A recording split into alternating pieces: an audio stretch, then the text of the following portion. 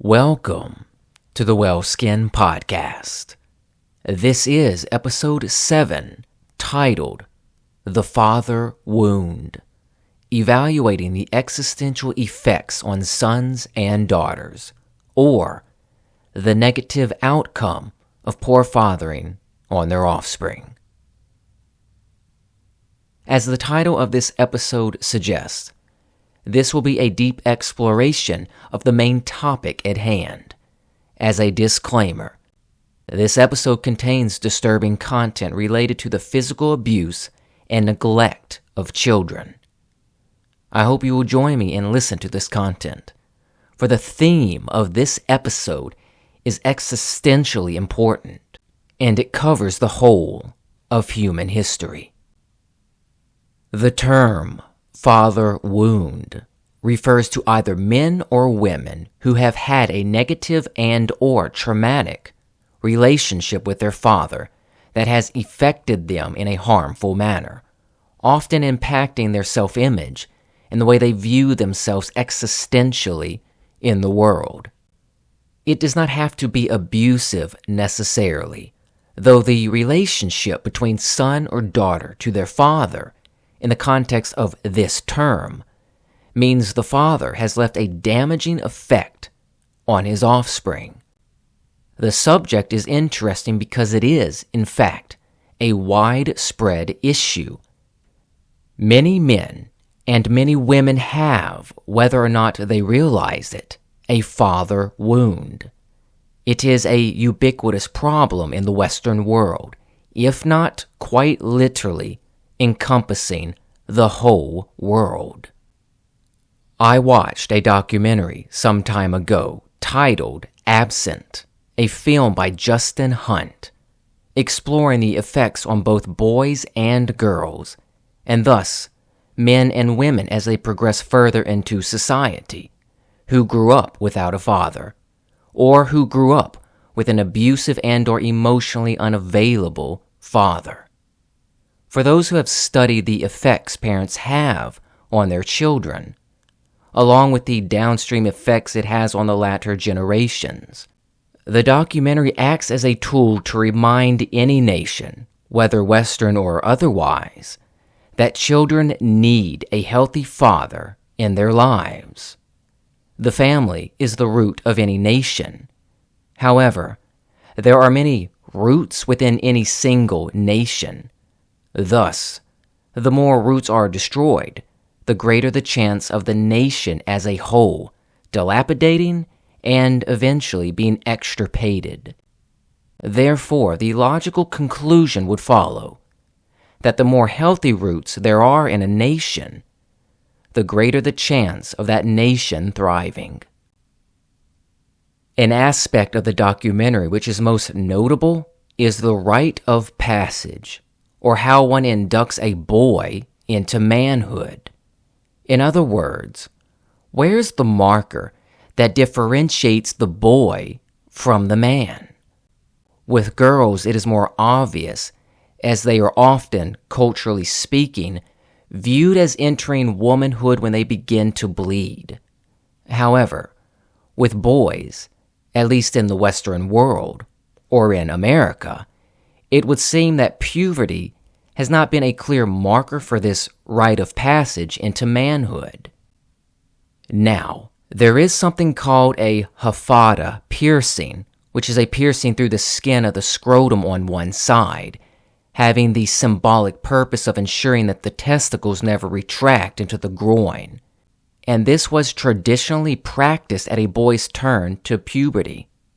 This piercing, and thus this rite of passage, has Arabian roots, but this is not a Western practice, and there really is no traditional rite of passage for Western boys into manhood. Thus, many boys turn into young men, walking in a sense of unidentified fog without being told what they truly are, a man.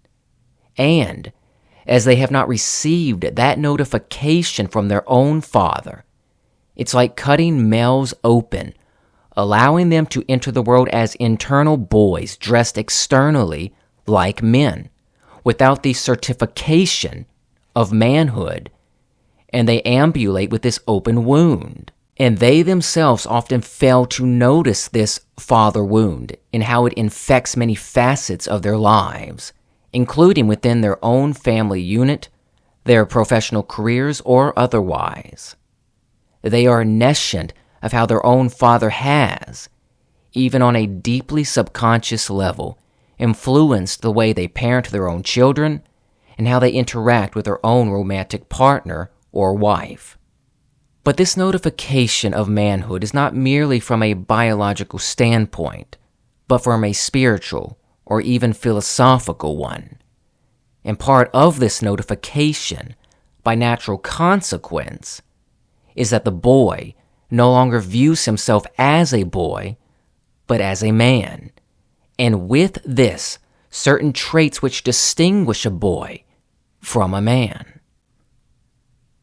There have often been, throughout generations and from different cultures and people, standard qualities of being a quote-unquote man. Part of the masculine journey is the cultivation of strength to stand against threats, whether outside or inside the tribe.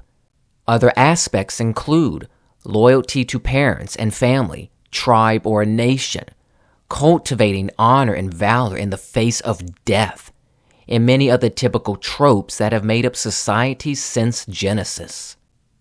Not every boy turns into a default reflection of his encompassing peers, but there have always been basic parts which made up the man. But not every man is a pure warrior, for societies have always, and will always, possess its intellectuals, poets, and highly sensitive counterparts.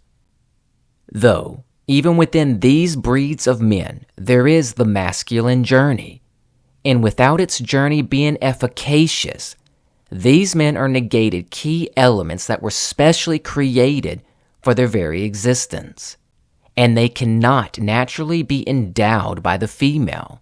It is not her place or responsibility to do this. The father's role in aiding their sons into manhood is vital for an adult male to possess a healthy self-image and sense of self-worth. This healthy self-image and sense of self-worth goes both for boys and girls. We'll revisit a boy's induction into manhood in a moment. But first, let us discuss worth and value of children, rather, how they come to view themselves in relation to these terms. So, who teaches boys their worth? Who lets girls know their value? Ideally, the father is the first person to actively choose to love their child. This is the figure from which offspring take in many outlooks and attitudes upon life, of which allots an entire echoing effect later on in the adult world through a vast chain of relationships. And, two, the fact the father is the first person to choose to love his offspring. It aids in instilling a sense of self-worth into the child, because they are loved, because they exist, and that nothing more is required. I find that to be an almost profound thought, that someone chooses to love you because you exist. Can we not stop to meditate upon that a moment?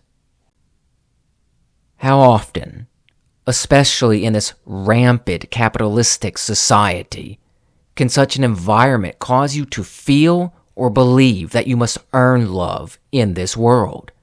Especially where productivity and meeting quotas and competition causes men and women to vie for acceptance through the completion of said goals, lest they be constituted as useless and without value. How extraordinary to know, despite failures or moral shortcomings, that someone in this world loves you because you are. Therefore, if a child is denied this kind of love, the after effects of that damaged relationship begin to craft a lifestyle that is destructive to the host. In the case where either gender is denied a healthy father, it often culminates in predictable ways. Boys grow into either violent men or passive men, or nice guys. And, in turn, girls grow into women with tendencies to hate and or distrust men, or they are sexually promiscuous women, those with daddy issues. In the documentary Absent, it details several prostitutes, all of which had no healthy relationship with their father. The echoing effect of fatherless homes, or morally poor fathers in general, affects not only the immediate offspring, but those whom the offspring mixes with throughout the many facets of society, in which case disseminates the deleteriousness caused by the father wound like a virus. A father who fails at his job, whether or not he even wanted children, does not matter. The existential effects echo beyond his generation and expand to encompass whole territories or nations. In my novel, Little Words of a Heart-Sick Southern Wretch, the protagonist, Roxana, ruminates on her hedonistic friend Connie and the impact of the father wound. From page 23, it reads, quote, "I remembered Connie often as well. She would often say nobody is worth trusting because trust is a social concept built on a false definition. She never told me the right definition. But she once said, when under heavy influence, that she always regretted not trying to find her father, like maybe she could learn to trust again if only one man stood up and did the right thing. I sometimes wondered the profound influence of even one good man, even just one." End quote. To talk more on boys and the induction into manhood, it is important that fathers aid their sons in becoming men with a rite of passage. This does not have to be done with culture in mind, or how older generations may have traditionally performed this ritual, but in some manner that allows the boy to shift into manhood, that an identified marker has firmly been placed, rooted in the young man's heart and soul. It may be as simple as taking them out on a boat, heading outward into the lake, quietly fishing as the gloam comes into view, and saying whatever words befit the occasion. In my opinion, though he may still act childish due to the great influences imbued by a puerile culture, that demarcation may play a profound effect upon his life, certainly in the long run, in that he is recognized as no longer a boy, but as a man. And, two, that he is acknowledged as such, not by his mother or male friends, or by his female interest, but by his biological father, the first man who actively chose to love him simply because he is. For some men, they have never been given this gift, and it wounds them until the exposition of final breath, as no father-like figure can, necessarily, come into a young man's life and give what should have been given by the natural father. Some men have been blessed with a quote-unquote second father, who became their teachers or mentors in very specific times of their lives, and this is a good thing for those who've experienced it. But no one can take the place of the biological father. The father is naturally given the role as both leader and provider, first to his wife, then to his children, and it is a necessary thing to grow into a fuller, more detailed, healthier man and woman. Sports are not that important. Politics and shifting culture are always happening, and they are not that important.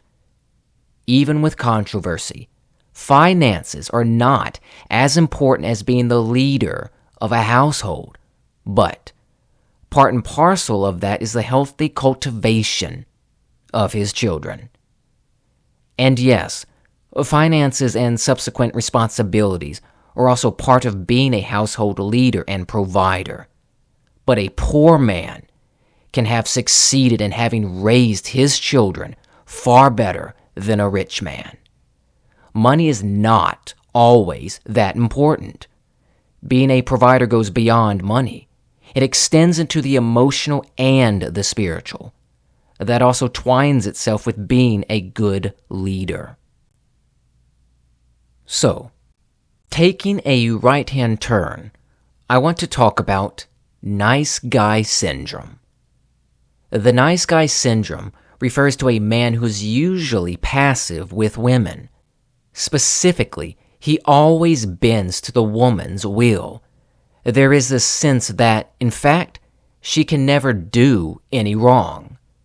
It has been argued that nice guys are often men with father wounds, either because the father was neglectful, abusive, or any other range of issues which arose from that child-parent relationship. In the process, those boys over-identified with the mother. In another word, they begin to conclude that everything the mother said or did was right, which means everything wrong was laid upon the father. Therefore, as they age, they maintain this view of their mother's perfectionism that extends into the romantic aspects of their lives. This causes these men to be passive, docile, and overtly submissive to everything women do or say. They may even hold women up as generally superior to men, more correct in their behaviors and actions, and all to the detriment of their relationships, since women, though they may not say it aloud, inwardly disdain a passive and docile man. It may be constituted as weak, sexually repulsive, romantically problematic. Many of these nice guys have also been reported to have little to no strong male friendships, and they even view men generally as pigs or women haters. And this is the resultant of viewing all men through the lens of their own father. Father wounds can affect even your friendships or lack thereof. Again, as aforementioned, the effects a father plays in his children's lives, in this case, the son, is enormous. Although many people may be offended by it, or are getting tired of hearing it, your childhood matters. It models for you your life moving forward. It puts forth a blueprint for you to emulate. That is why many men who are violent or abusive in their own households, either toward their wife and or children, had a father who, to no surprise, was also violent or abusive. And if one inquires if their father's father was violent or abusive, it is often answered in the affirmative. By the way, this is not to suggest or state in any way that a person cannot rise above the negative effects of childhood. However, it is a most foolish thought to conclude one can simply escape their childhood, as if it holds no weight at all, since childhood is the literal foundation of your life. To conclude, it is not really that important in terms of influencing your adult life is simply tomfoolery. Your childhood matters. The way your father raised you matters. Now, culminating on the subject of nice guys. On a personal note, I can relate to this over-identifying with the false belief of the image of female perfectionism. However, due to my strong innate inclinations toward being rational and seeking a foundation built upon logic rather than the wild winds of emotionality, that was eventually overturned, whereas many men still fail in this area. they remain stuck in a particularly sexually off-putting pattern, and a lot of this can be twined with their relationships to their father. To stress this point, the impact of a father can even vitiate a man's appetite for cogency and instead be the stimuli that breeds delusion or outright denial of very obvious realities about their women. For more detailed analyzation of the nice guy syndrome, Dr. Robert Glover's book, No More Mr. Nice Guy, is an excellent resource. It goes to show, though, that fathers even have effects on their children's romantic lives, or who they may marry, perhaps. This is how important a father is to his offspring, whether or not either party recognizes or identifies its existential significance. There are many people who had loving fathers, and they grow up to be emotionally stable and mentally healthy people. But many are not afforded that kind of household, of which we now turn. It is a melancholic thing that so many people ambulate throughout this world with bleeding wounds that never should have been. I've known of a man who was abandoned by his father on the streets, left to be cared for by his slightly older sister, because addiction was more precious than his offspring. Later, the addict recovered and became very religious, I believe a pastor, in fact, although I do not believe he ever sought out the children he and his wife abandoned on the streets those many years ago. His wife overdosed. So, as it was relayed to me, he later remarried and had a new family. I'm not sure if he ever tried to seek out his first set of children either. But I can assure you that the effects of that existential childhood tragedy destroyed the offspring. As trauma is often passed down and repeated by the offspring, if even to a lesser degree, that too was the resultant.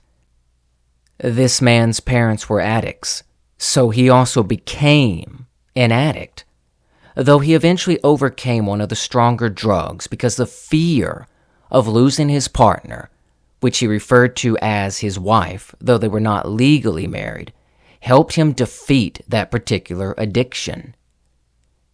As horrific as it is, his own daughters, being children in their earliest formative years, have witnessed him taking in large amounts of marijuana, openly sitting on the table like it was cups of water or juice. That's the environment he allowed to encompass his family. And I firmly conclude it could have been very different if the father had not whored himself away to addiction like a cowardly bastard. I know those words are harsh. Let them be harsh. Now, I'm certain there were things in his own father's life that led to addiction. But it does not excuse or negate the horrendous, rancid after effects which struck out at those he and his wife abandoned on the streets. He had a moral responsibility to protect his children. He failed as a father. He failed at fatherhood. Therefore, due to his moral weakness, he caused immense destruction that trickled downward to his children that, in fact, trickled down to their children, which will likely trickle down to their children, if indeed they ever have any. And how far does that damaging echo go until it finally ceases? I do not know if this man is still alive, but he came some 4 seconds close to taking his own life through the medium of a shotgun. But his wife walked in just before he pulled the trigger. That is the resultant of a morally poor, morally sick father. A man who should have been there to guide his son into a healthy, morally grounded adulthood. Again, how far does that damaging echo go until it finally ceases. Oh my, the immense power a father has on lives he'll never even interact with. Lastly, to give a final story of poor fathers, I've been told the story of a violent father who regularly beat his own daughters, even referring to them as quote-unquote broads in a derogatory fashion. Apparently, he was a nominal Roman Catholic, and his entire life was fueled by wickedness and crime. He would sometimes threaten to beat his daughters when he got home, for whatever reason he felt the need to harm them, and they would wait in fear and dread until father got home to hit them. And then he'd arrive home and do nothing. So they would wait for hours expecting a beating, only to be misled, at least this time. This particular victim survivor told me a story that I confess to be both sorrowful and, in its own way, a little humorous. Her father, drunk on this occasion, was chasing her around the table, attempting to, yet again, hit her. But this time, instead of allowing this parental abuser to harm her again, she stopped, turned, rolled up her fist, and went boom straight into his face. She was 35 years old when this happened. As I recall, her own children were nearby witnessing this violent behavior. Her father never hit her again. But this woman's own daughter came to suffer severe, crippling social anxiety. Was any of it attached to the trauma her own mother experienced at the hand of a violent father? One of this woman's own sisters, who suffers severe mental and emotional illness, was described to something akin to a zombie because of all the medication she takes just to cope with being alive. Mental illness already ran in the family, but could the violence of her own father have exasperated her predisposed condition? Did this father have anything to do with his own granddaughter's crippling social anxiety?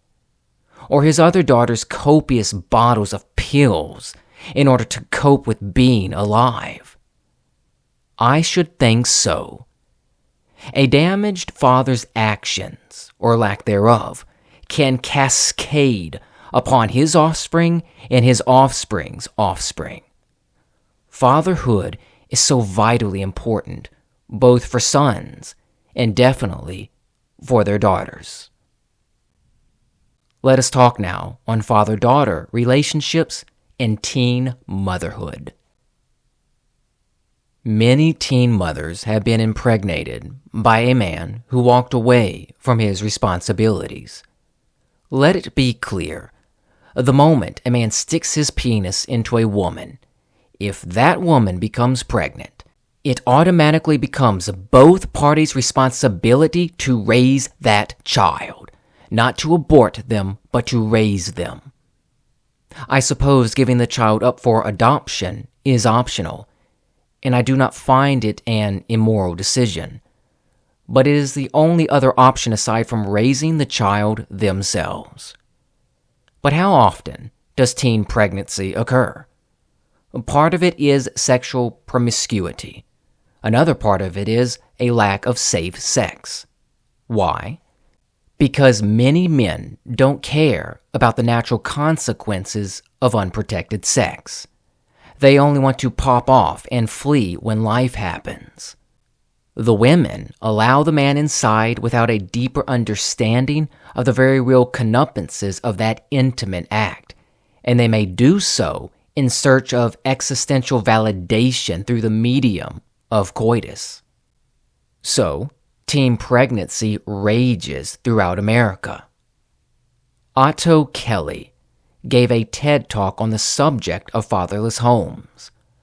uploaded to the TEDx Talks YouTube channel on November 13th, 2017, Mr. Kelly said of those young ladies who grew up without a father, the 4 things they said they wish they had were, quote, they said they wish they had protection. They said they wish they had provision. They said they wish they had presence. And they wish they had praise. End quote. He went on to mention that, though many of these women were not primed to be pimped out, they were far more vulnerable to that lifestyle due to those things lacking from a healthy biological father. The negation of a father, especially a morally sound father, has led many women, whether or not they realize it or can accept it, to be very promiscuous. It has led many of them in search for that validation through their sexuality with men. It has led many of them in search for that sense of warm protection through men they otherwise would have perhaps eschewed. It has led many of them in search for that deeply twined intimacy through uncommitted, lecherous men. All for that love which could only be given by their father. Young girls need their fathers. The role of a father is perhaps one of the greatest, most difficult, more sensitive existential tasks given to a man. Uploaded to the TEDx Talks YouTube channel on March 23, 2020, a woman named Sheri-Ann was discussing childhood trauma and her own experience with her father. She says in her TED Talk, quote, instead of my first love, my father was my first and longest heartbreak. A father's love for his daughter through consistent action is the foundation for her healthy sense of self-worth, self-love, and value. I didn't get that foundation, and I didn't understand why. When kids don't have answers, they blame themselves, and that blame turns into depression. End quote. Such a quote further exemplifies the theme of this episode. Fatherhood matters. Let us now segue into a different arena. In what we may call black culture, there is a widespread conundrum of fatherless homes. I once sold an old electronics device to someone who was black. It was not intentional to have an elongated conversation with this young man, but it went on for a little while, either an hour or two. But somehow, the discussion came up about fatherless homes in the black community. Of course, he concurred and attested to this. It's not a hypothesis.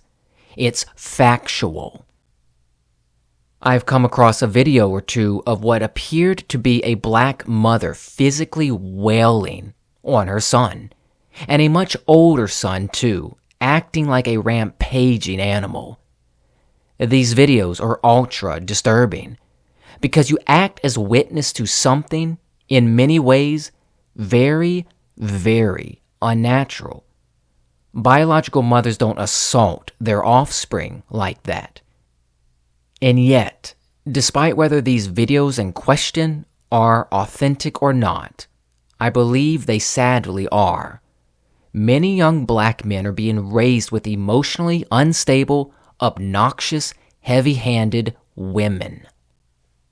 My word, what do you think that does to a young man?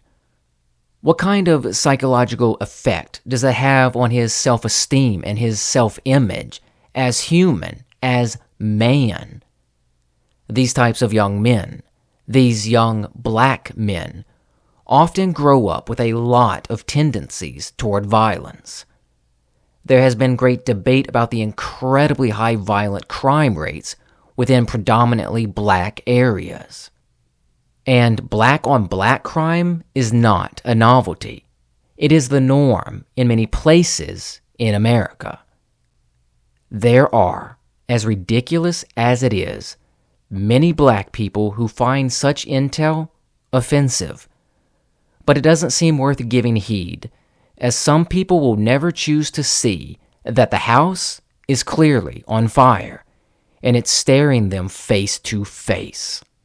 High rates of black violence is a reality in America.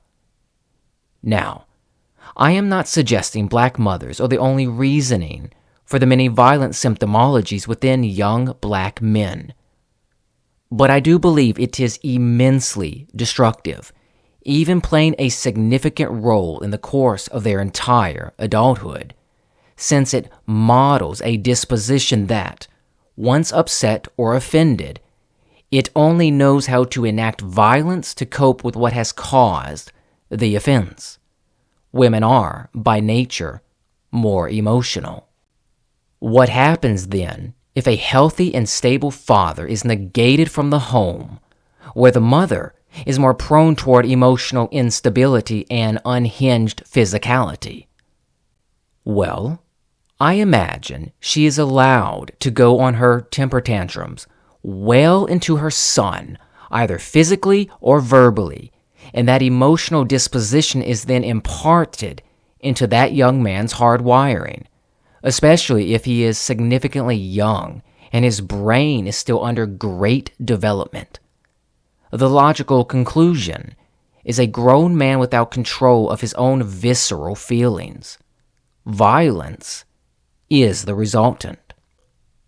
I will say, though, that such may be a simplified, truncated summation of the wider subject of black violence in America. But I believe a lot of it can be twined with young black men without a loving, emotionally healthy, morally sound father. However, for those black mothers who were forced to raise sons without a father, I'm certain many of them out there have put forth their heart and soul to guide their children toward the right path in life, yet lost their sons to gang life or street habit. It is not the failing of the mother who gave her all and worked with the tools at her disposal. Though responsibility can never be removed from the black son who goes astray, it is still part and parcel of the father who chose to be a coward rather than rise to meet the occasion. Fatherhood matters. To discuss the importance of fathers is not to impugn the importance of the mother's work. Both roles are necessary for a full-rounded, well-developed son and/or daughter. However, it is my opinion that, although to the offense of many, fathers are more important than mothers in the emotional health and existential development of their children. Why? Perhaps it is simple. The father is designed to be the household leader. He is the pinnacle of the family unit. To have this negated from your upbringing can, and it does, wound those who suffer the loss of it, either by the father's death, abandonment, neglect, or abuse. There are many people out there who will never have that portion of their life filled to the brim. It will forever remain a hole in their existence, especially for men in these modern times. And, though they may have other men come into their lives, acting as a quote-unquote secondary father or father-like figure, it's only an off-brand of the real brand, a cheap imitation, a faux image of the authentic thing. Fatherhood is the heartbeat of the nation. It is the blood that disseminates itself throughout the many counties and towns and cities. It could very well be the reason a nation rises or falls. And I do mean that literally. I remember an episode from The Fresh Prince of Bel-Air with Will Smith as the main character. I do not remember the contents of the whole episode, but on this one particular episode, Will's father comes back into his life, and Will is ecstatic. He loves that his father is back in his life. They spend time together. They reconnect.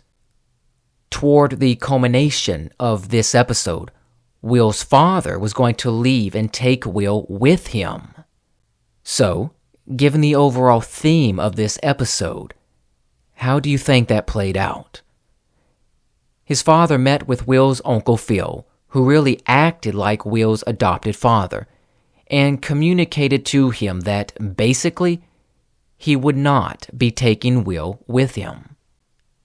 Will's father started out the door when, on cue, Will walks in, and he's packed his bags, ready to leave with his father, that bright look curated across his expression. But, rather reluctantly, Will's father tells him some business came up, and he can't take Will with him. Will's expression almost instantly shifts from this excited young man, ready to spend time with his father, to a dead-faced expression. Right before his departure, the father says, "It was great seeing you, son." But Will's reaction, "You too, Lou."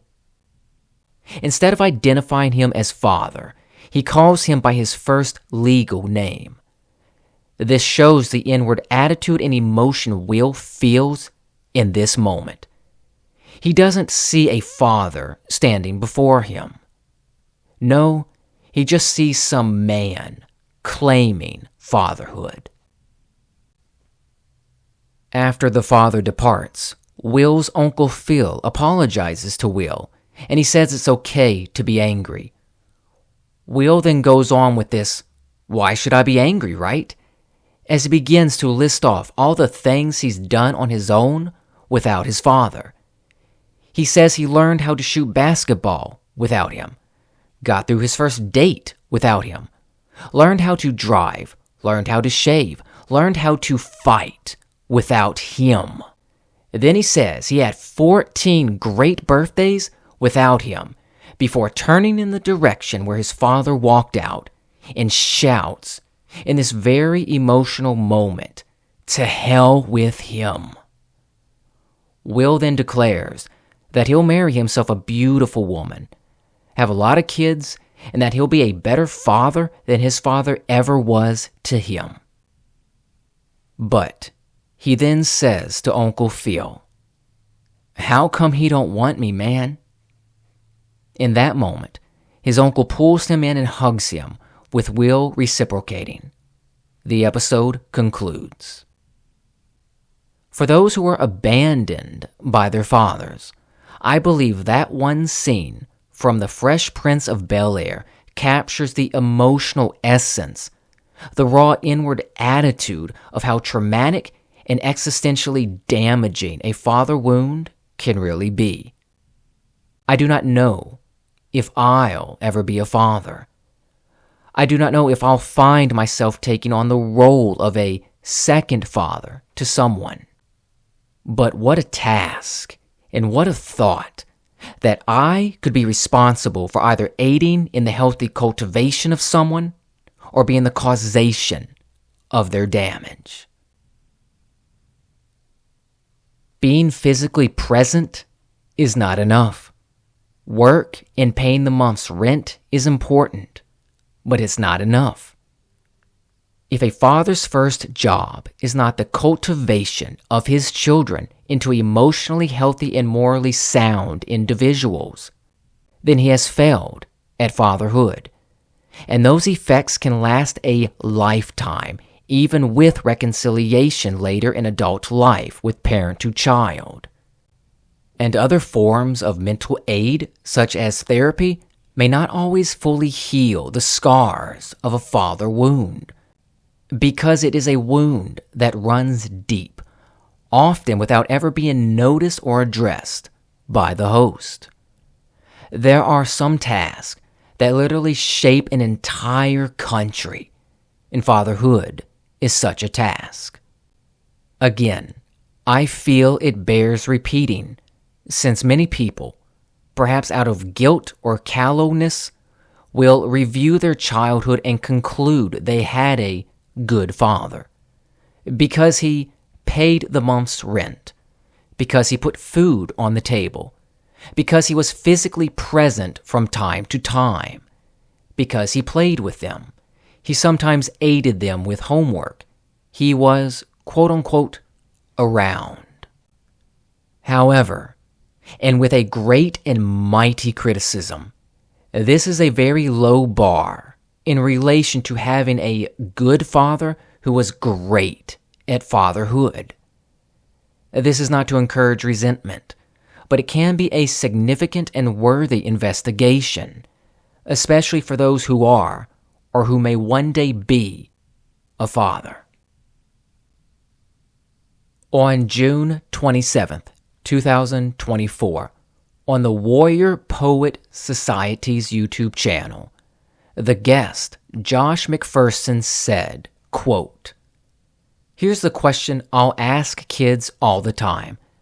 Does your dad love you?" They'll go, "Yeah." And then I'll ask a second question, and this is a very different question. Do you feel loved?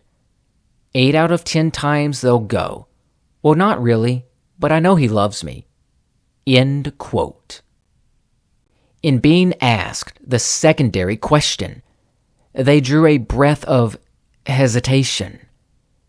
It is one thing to have an intellectual understanding that someone may love you, but it is another thing entirely to feel that you are loved. Yes, in this sense, how you feel is highly important, as such a feeling can be felt in the body.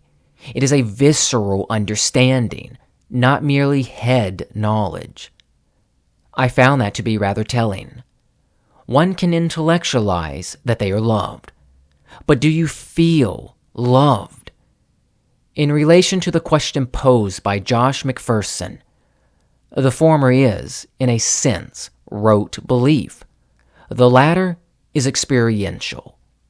So, does the offspring only have head knowledge that they're loved by their father? Or can they feel it through the experiential?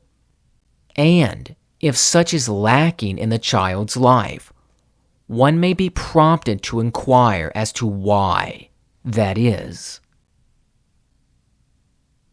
Many fathers are actually rather poor at fatherhood. Their work is more important. Their sports team is more important. Their hobbies or interest or anything else is more important than their offspring.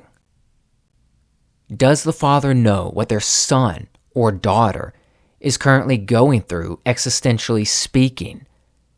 Do they care about their mental well-being or emotional stability? Have they ever inquired, if even to the offense of the father, if the father has done wrong by his children? And, if so, has the father critically evaluated whether it holds weight? And, if it does hold weight, apologize and seek forgiveness from his offspring?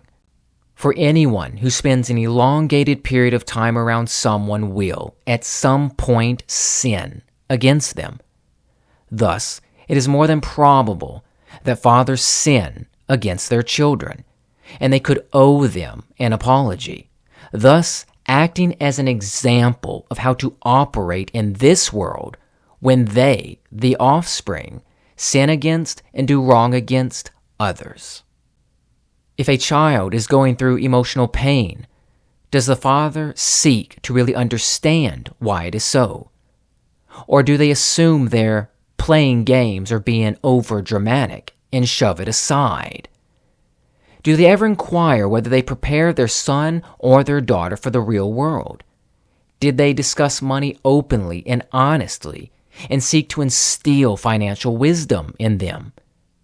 Did they openly talk about sex and the moral responsibilities which accompany it? Did they seek to explain the politics of the business world, and how to operate successfully within it, though without being deceitful in the process. From a Christian perspective, did they teach them right from wrong, not by merely saying, "This is just how it is," but by going deeper, elucidating everything they espouse as moral dogma, so that it doesn't only rely on their authority as a parent, but because it goes to a higher law beyond man's law?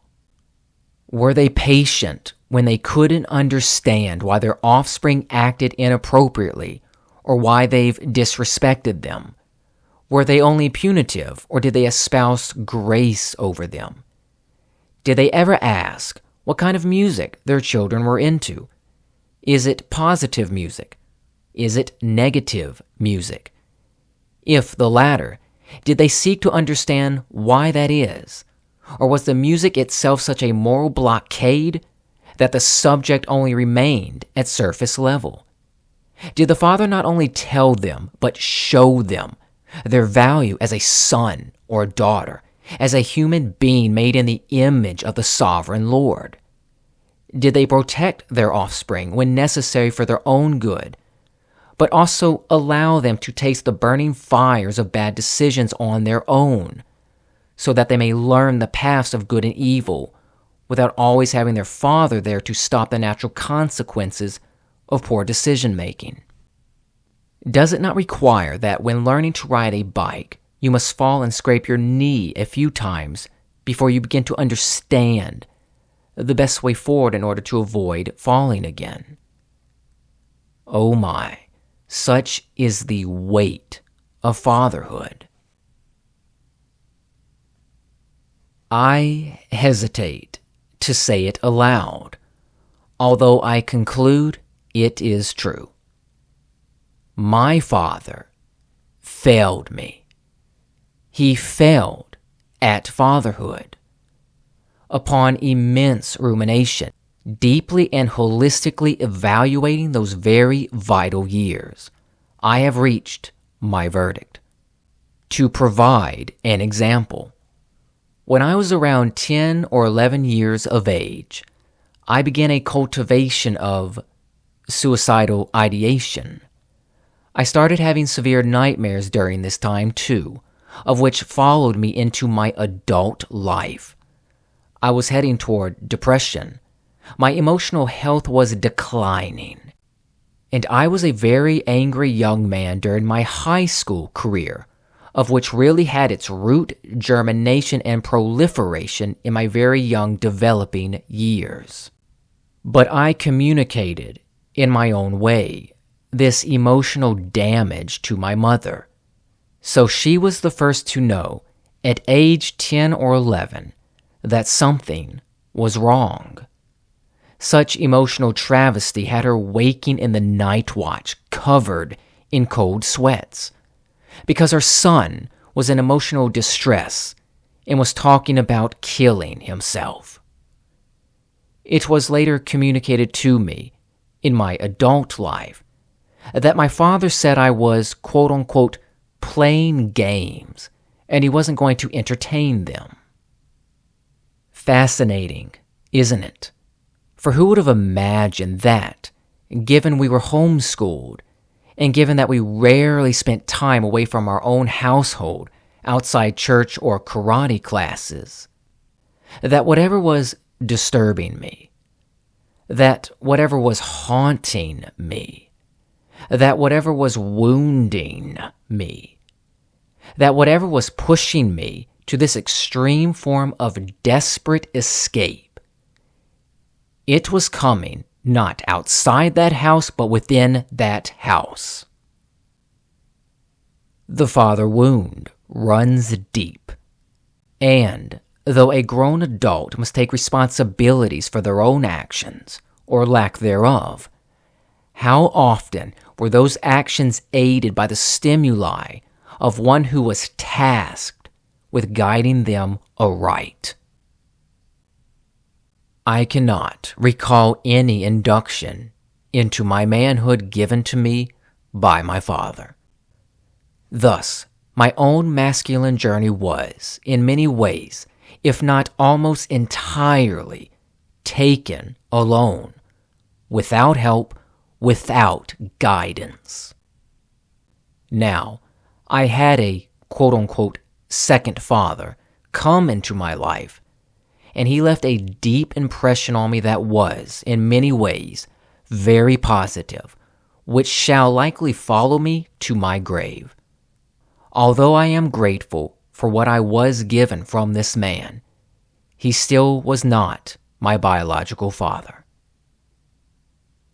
I was failed on many fronts, and I recognize how poorly I was raised as I began to evaluate those years and how a professed God-loving parent is supposed to be.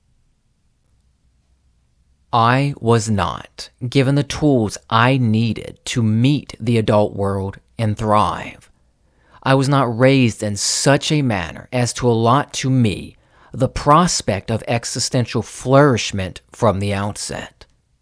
I was not given the patience I required, the understanding I needed, the Christ-like gentleness that one such as myself must have in order to blossom rather than crumble up, wither, and die. It may take a man or a woman their whole life, even until old age, to wrestle against the wounds which are formed at the foundation of their existence, which is childhood. Fathers are the water that feeds the root. The offspring, children, they are the roots of the nation. If the roots are healthy when they sprout forth and blossom, they, in turn, give creation to new roots, and they feed them, raising healthy flowers that shower the nation with vibrant colors and scent. If the father does not water the roots, they grow up weak and damaged. Thus, they run the risk of treating their own roots the same, not feeding them enough water. Therefore, those roots grow up weak and damaged, and they'll run the high risk of treating their roots the same. If the roots of a nation are weak, the nation as a whole runs weak. It becomes emotionally damaged, morally frail. It dilapidates and soon is extirpated. For how profound, though, the generational echo of only one good man who rises to meet the occasion of the great and mighty task of fatherhood.